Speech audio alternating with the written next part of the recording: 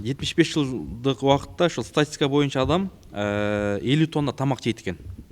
40 тонна суу ичет экен, 130 миң чакырым жол басат экен, 90 миллион сөз сүйлөйт экен, 18 жыл бутунда тик турат экен, 25 миң жыл аттын күчүн жумшайт, 300 миң тонна жүк көтөрөт, 105 күн сууда калат, 20 тонна тер чыгат экен, 25 тонна түкүрөт экен, 70 тонна зара, 80 тонна заң.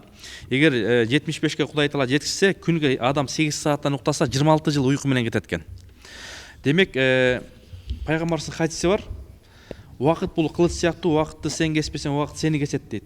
Демек, биз убакытты кестирип албайлы. Жана ошондой эле кыргыздын жакшы сөзү бар. Жаздын бир күнү не дейт? 1000 жылга тете дейт. Карабайсыңар, керемет бир философия да. Ошондуктан биздин ата бабаларыбыздан Кудай ыраазы болсун. Могул жерде сонун керемет сөздөрдү сүйлөп бердиңер. Мен ойлойм, башка окуу жайларга, башка Кыргызстанга керек болсо дүйнө жүзүндө бир өрнөк боло турган берүү болду. Бүгүнкү жаштар эртең келечек дейт. Кайсыл коомдун келечегин көрөм десең, силерге ошон көзү күйгөн, оозунан от чыгып аткан, анан керемет данышман, чоң атадай, чоң энедей болуп сүйлөбөдүңөрбү?